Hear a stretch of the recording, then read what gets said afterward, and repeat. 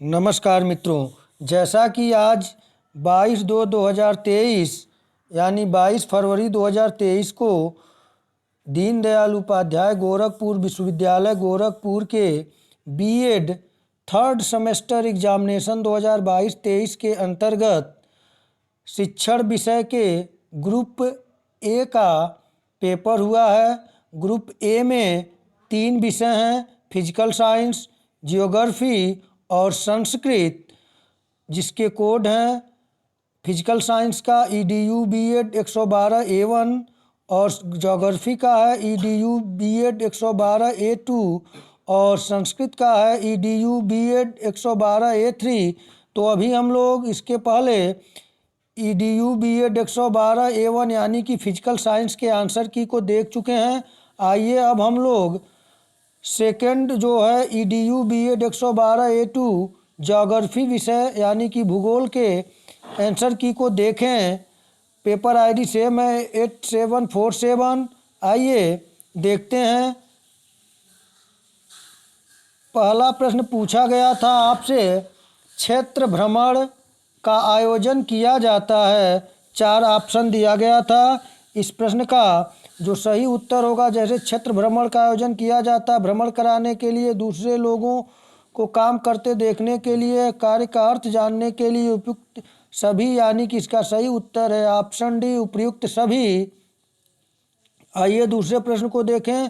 जो दूसरा प्रश्न पूछा गया था, टेलीविज़न निम्न में से किसके अंतर्गत आता है। आसान प्रश्न था, सही उत्तर होगा ऑप्शन सी, श्रव्य दृश्य साधन।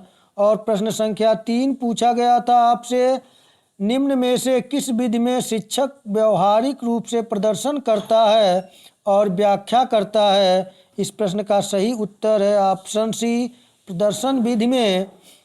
अगले प्रश्न को देखें। चौथा प्रश्न पूछा गया था, सूक्ष्म शिक्षण योग्यता से ज़्यादा निम्न में से किस पर फोकस करता है। तो इसका सही उत्तर है ऑप्शन बी, कौशल। जैसा कि आप लोग सूक्ष्म शिक्षण कर ही चुके हैं, आप जान रहे हैं कि सूक्ष्म शिक्षण के माध्यम से छात्राध्यापक को में कौशल का विकास किया जाता है। आइए अगले प्रश्न को देखें। 5वां प्रश्न आपसे पूछा गया था, प्रयोजन विधि निम्न में से किस दर्शन पर आधारित है।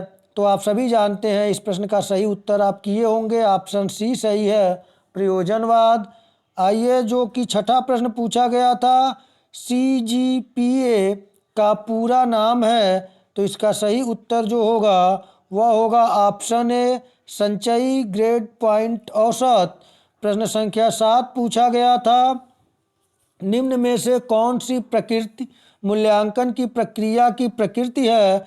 ये भी आसान प्रश्न था। इस प्रश्न का सही उत्तर आप किए होंगे, ऑप्शन सी, गुणात्मक और मात्रात्मक दोनों। प्रश्न संख्या 8वां पूछा गया था, पाठ्य योजना का उद्देश्य होना चाहिए। 4 ऑप्शन आपके सम्मुख थे। इस प्रश्न का जो सही उत्तर होगा ऑप्शन ए, विषय वस्तु पर केंद्रित। पाठ्य योजना का उद्देश्य जो होता है वह विषय वस्तु पर केंद्रित होना चाहिए। आइए अगले प्रश्न को देखें। आपसे जो पूछा गया था, प्रश्न संख्या 9 आपसे पूछा गया था, श्रव्य दृश्य सहायक सामग्री नहीं होना चाहिए। तो इसका सही उत्तर आप एकदम आसानी से कर लिए होंगे, ऑप्शन सी यहाँ पे दे रहा है कि बच्चों को मानसिक रूप से परेशान करने वाली, जबकि श्रव्य दृश्य सहायक सामग्री ऐसी होनी चाहिए जिससे कि जो शिक्षण है वह रोचक प्रभावशाली बने। तो यहाँ नहीं होना चाहिए, तो ऑप्शन सी होगा। अगले प्रश्न को देखें। प्रश्न संख्या 10 पूछा गया था, एडुसैट से क्या अभिप्राय है। तो आप सभी जानते हैं, ऑप्शन सी, एक मानव निर्मित भारतीय उपग्रह है। अगले प्रश्न को देखें। प्रश्न संख्या 11 पूछा गया था, शिक्षण अधिगम सामग्री का चयन निम्न में से किसके अनुसार किया जाना चाहिए। तो इस प्रश्न का सही उत्तर होगा ऑप्शन बी, शिक्षण के उद्देश्य के अनुसार।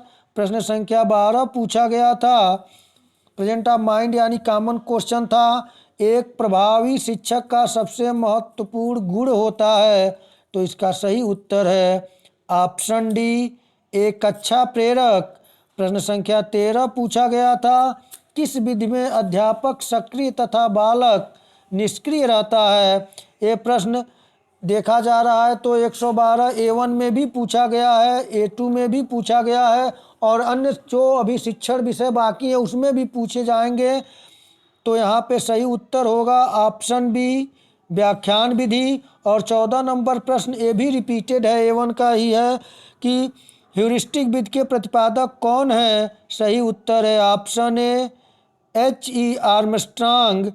इसी को खोज विधि के नाम से भी जाना जाता है, ह्यूरिस्टिक विधि को। आइए अगले प्रश्न को देखें। प्रश्न संख्या 15 पूछा गया था आपसे, निम्नलिखित में से कौन सा अनुसंधान स्टीफन एम कोरे से संबंधित है। तो इस प्रश्न का सही उत्तर होगा ऑप्शन बी, क्रियात्मक अनुसंधान। प्रश्न संख्या 16 पूछा गया था आपसे कि निम्नलिखित में से कौन सा इकाई योजना का लाभ नहीं है। तो इस लाभ नहीं है पूछा है, तो इसका सही उत्तर होगा ऑप्शन सी, यह विषय वस्तु की एक व्यवस्थित, अनुक्रमिक और श्रेणीबद्ध व्यवस्था करने में मदद करती है। C option. प्रश्न संख्या 17 पूछा गया था, शैक्षिक भ्रमण का मूल उद्देश्य है। तो इसका जो सही उत्तर होगा वह होगा ऑप्शन बी, छात्रों के हस्त गतिविधि आधारित अनुभव प्रदान करना। आइए अगले प्रश्न को देखें। प्रश्न संख्या 18 पूछा गया था, सूक्ष्म शिक्षण का उद्देश्य है। सही उत्तर है ऑप्शन ए, आप सभी सही किए होंगे। सूक्ष्म शिक्षण का उद्देश्य है शिक्षकों में शिक्षण कौशल का विकास करना। प्रश्न संख्या 19 को देखा जाए, पूछा गया था, उपलब्धि परीक्षण के निर्माण के लिए निम्न से कौन सा सत्य नहीं है।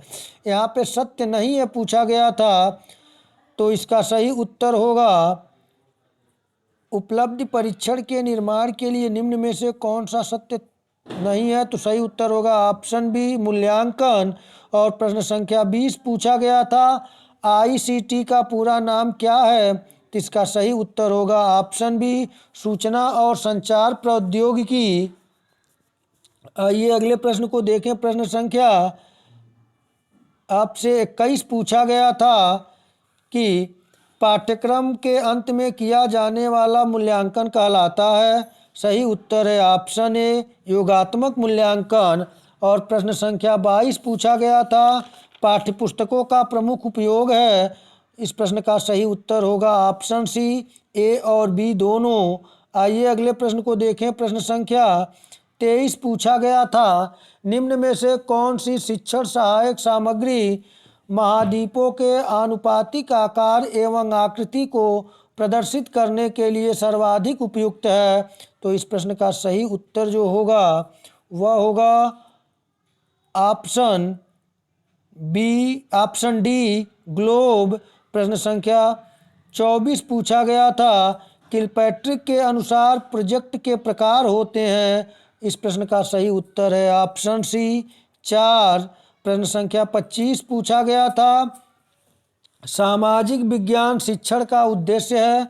4 ऑप्शन देखते हैं। सांस्कृतिक विरासत का विकास सही है, राष्ट्रीय अखंडता और अंतर्राष्ट्रीय समझ का विकास, एक अच्छा नागरिक बनना।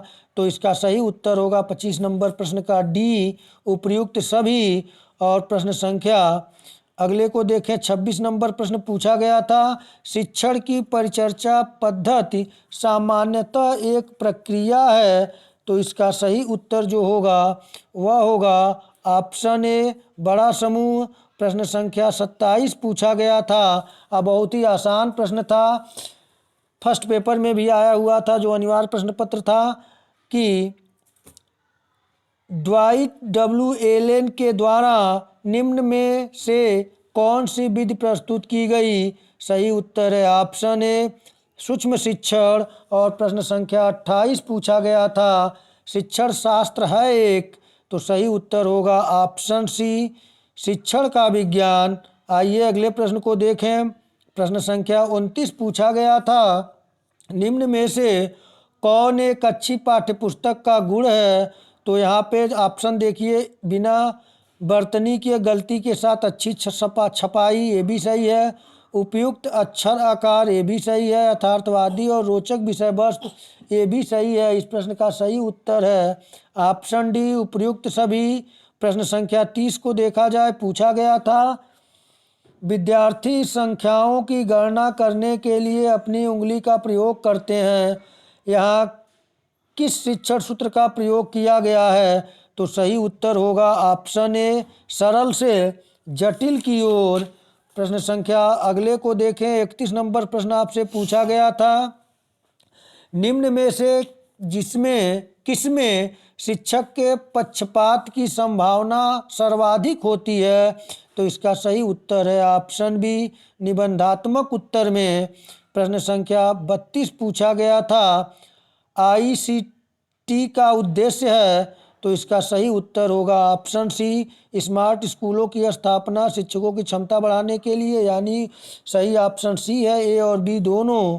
प्रश्न संख्या 33 पूछा गया था शिक्षक द्वारा पाठ पढ़ाने के लिए तैयार की गई योजना कहलाती है? बड़ा ही आसान प्रश्न था, सही उत्तर है ऑप्शन बी, पाठ योजना। प्रश्न संख्या 34 पूछा गया था, ये भी आसान प्रश्न था, क्रियात्मक अनुसंधान का अर्थ है, आप लोग अपने प्रयोगात्मक कार्य में क्रियात्मक अनुसंधान किए होंगे, इसका सही उत्तर होगा ऑप्शन सी, तत्कालीन समस्या को हल करने के लिए किया गया अनुसंधान क्रियात्मक अनुसंधान कहलाता है। और इसके जो शिक्षा में प्रयोगकर्ता थे वो कोरे महोदय थे। प्रश्न संख्या 35 को देखा जाए, पूछा गया था शिक्षण को परिभाषित किया जाता है, तो इसका सही उत्तर होगा ऑप्शन बी, शिक्षकों द्वारा ज्ञान स्थानांतरण तथा छात्र द्वारा ज्ञान को ग्रहण करना। प्रश्न संख्या 36 पूछा गया था निम्न में से किस कौशल में पूर्व ज्ञान का परीक्षण आता है? तो इसका उत्तर होगा ऑप्शन बी, प्रस्तुति कौशल। प्रश्न संख्या 37 पूछा गया था भूमिका निर्वहन निम्न में से किसके शिक्षण के लिए सबसे अधिक उपयोगी है? तो इस प्रश्न का सही उत्तर है ऑप्शन ए, इतिहास। प्रश्न संख्या 38 पूछा गया था निम्न में से किसका क्षेत्र या दायरा बहुत बड़ा है? तो इसका सही उत्तर होगा ऑप्शन सी, शिक्षण रणनीति का दायरा काफ़ी बड़ा है। आइए अगले प्रश्न को देखें। प्रश्न संख्या 39 पूछा गया था आपसे TLM का पूर्ण रूप है, तो इसका सही उत्तर होगा ऑप्शन सी, शिक्षण अधिगम सामग्री। आइए अगले प्रश्न और अंतिम प्रश्न को देखें, जो 40 नंबर प्रश्न आपसे पूछा गया था निम्नलिखित में से कौन सी पाठ्य सहगामी क्रियाएं नहीं हैं? तो NCCA है, NSS है, स्काउट गाइड है, तो यानी सी ऑप्शन सही होगा, प्रयोगशाला पाठ्य सहगामी क्रिया नहीं है। तो मित्रों इस प्रकार ये 40 प्रश्नों के आंसर हैं। मैं आंसर यथासंभव सटीक और सही देने का प्रयास किया हूँ। आप लोगों का प्रश्न बहुत अच्छा हुआ हो, आप अच्छे अंकों से पास हों, इसी शुभकामना के साथ नमस्कार।